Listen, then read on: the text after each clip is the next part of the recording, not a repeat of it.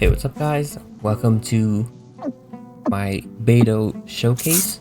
Now, I've played Beidou for a long time. I've mained her since like nearly the beginning. She was like I leveled up a couple of different characters when I first started and tried them out.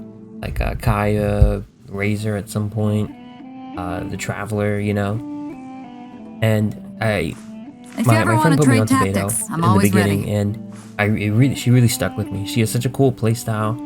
She's got a really flashy like move set. Like everything she does is just really cool, really fun. Starting out level 90 is her stats and her numbers: 56 crit and 156 or 153 crit damage. Not like anything insane. These are pretty decent numbers. Um, it like you would expect me to have crazier crazier numbers since I've used her since the beginning, but when you see like the rolls on the artifacts, it's like if I change one thing, I have to change everything. If you ever want to trade So it's a tactics, little I'm tricky always ready. to deal with, and get a little bit of electro damage bonus. So her weapon is the Wolf's Gravestone, which I've actually I think I used to run like the Rain Slasher on her or something, and then on the when the Klee banner came out, I don't remember if I summoned on the weapon banner or the standard banner, but I got the Wolf's Gravestone, and ever since then it's never come off of her. Like it's always been on her. It suits her so well. It matches her like color scheme and everything with the black and red. It just looks so cool on her, and it's a really good weapon too. It's attack. It's got a really good effect. Increases attack by 20%. Even more attack, as if we needed more. On hit, attacks against opponents with less than 30% HP increase all party members' attack by 40% for 12 seconds. Can only occur once every 30 seconds. So it really is focused on attack, which is good because I have her built as a split kind of DPS. We'll get into when we get into the artifacts. There are definitely other weapons you could run on her, so obviously I use the Wolf's Gravestone, but you can definitely use the Beacon of the Reed Sea. This is a really good one on her. You can definitely use Luxurious Sea Lord if you don't have 4-star or 5-star Claymore. You could use Red Horn for the crit damage substat. I wouldn't really recommend it too much, but it is a possibility. Snow Tomb Star Silver is really good if you run a physical, purely physical Beidou. Yeah, Rain Slasher, like I said. Serpent Spine's good. Like a lot of the Claymores are like really good on her because she's so versatile and all these different builds you can do. There's the Inazuma Claymore that you get from the blacksmith. That's another really good one. If you have a support one, the Makaida Aquamarine is really good. These are all like really good depending on how you build her. So it's hard to say what weapon's good on her because it's hard to determine what build you're going for.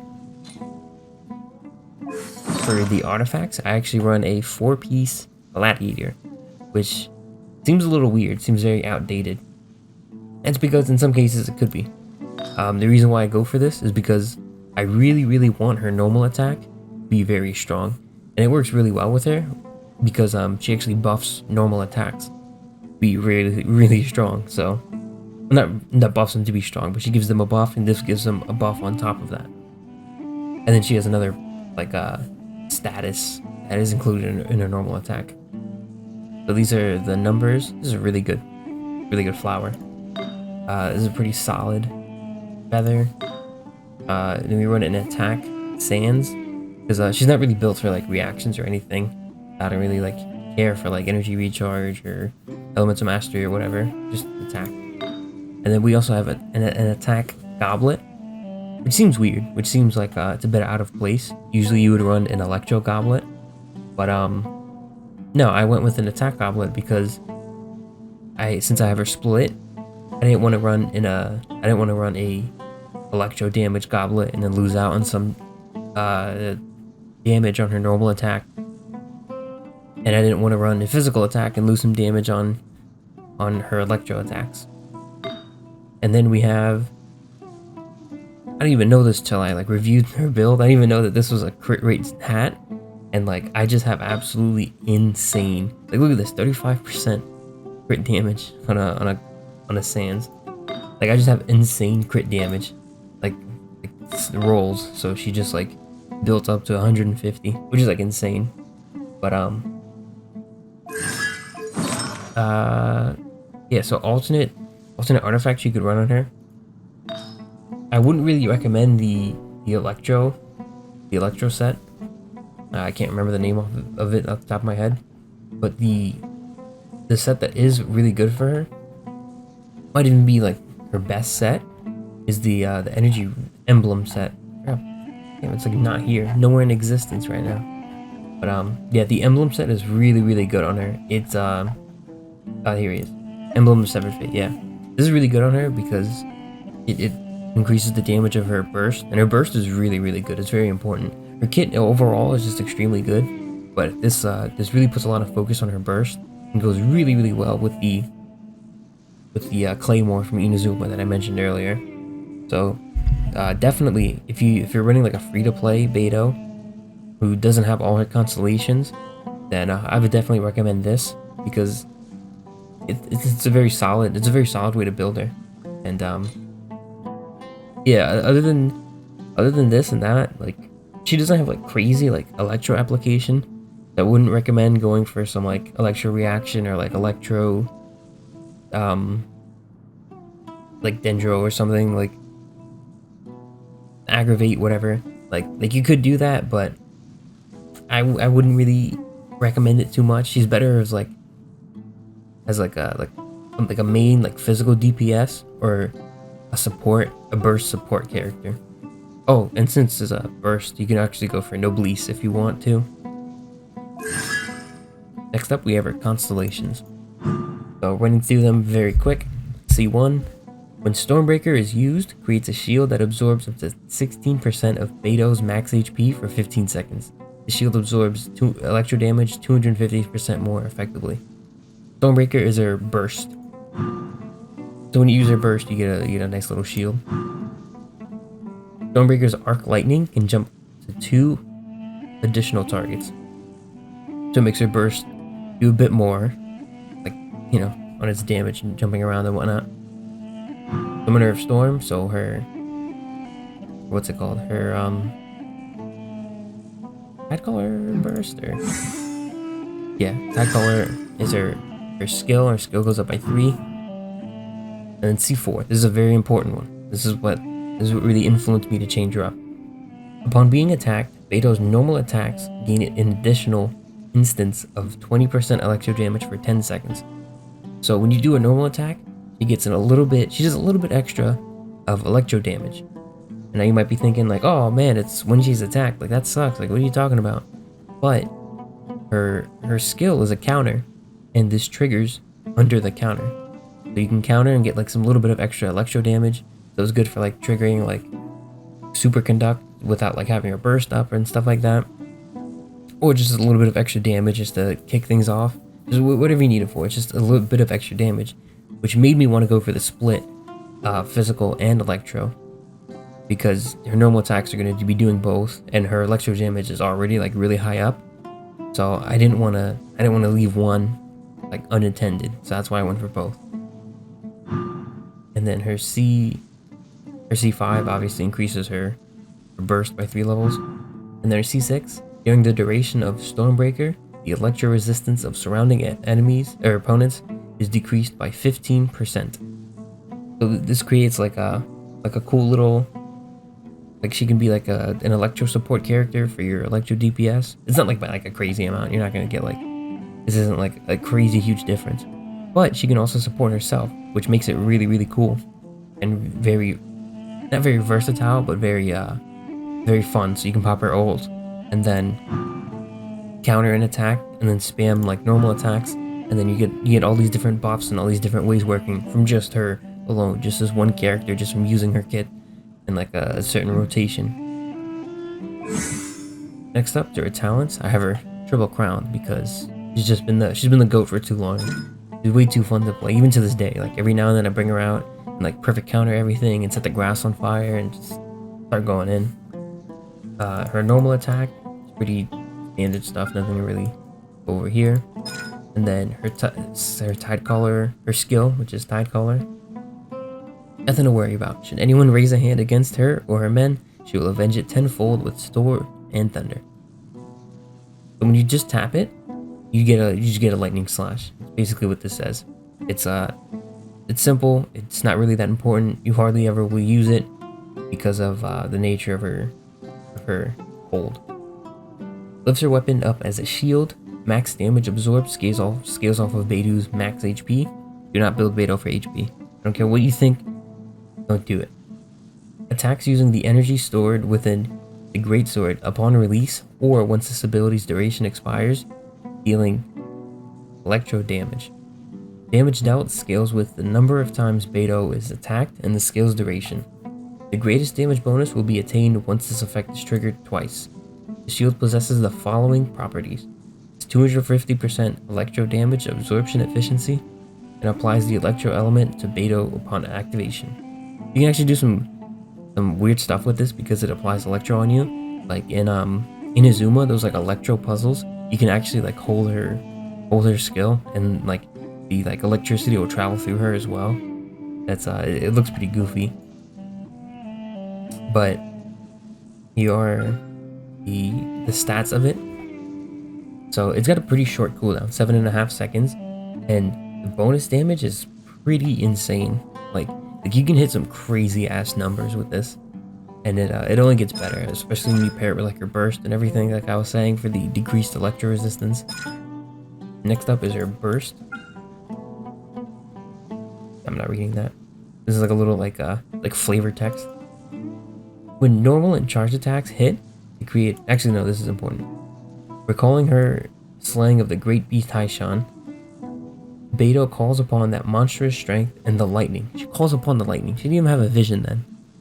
To create a thunder beast's charge around herself, dealing electro damage to nearby opponents.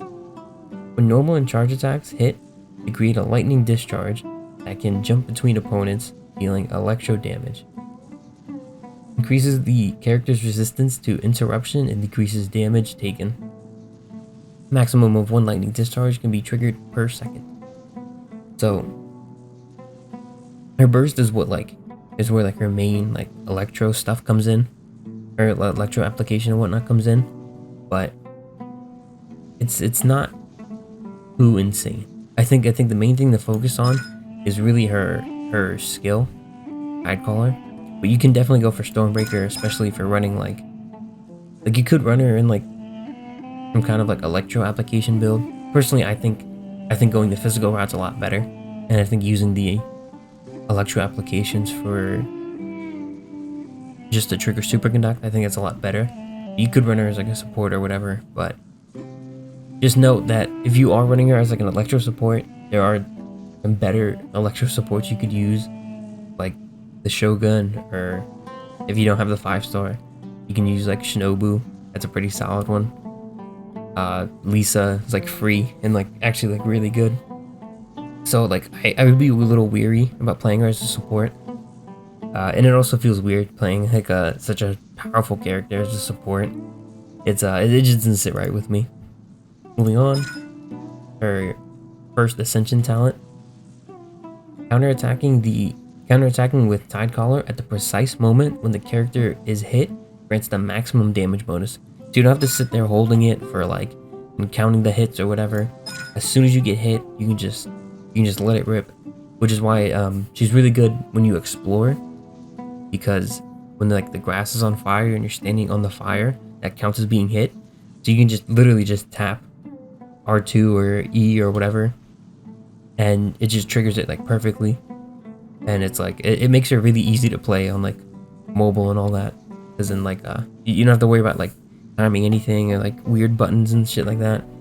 So yeah, this is a very necessary one, and it makes it a lot more like skillful and fun because they're like perfect, like counter everything.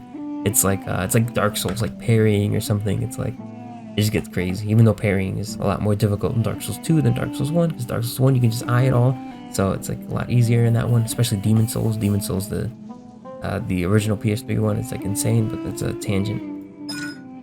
And her next Ascension talent, Gain the following effects for 10 seconds after unleashing Tidecaller with its maximum damage bonus.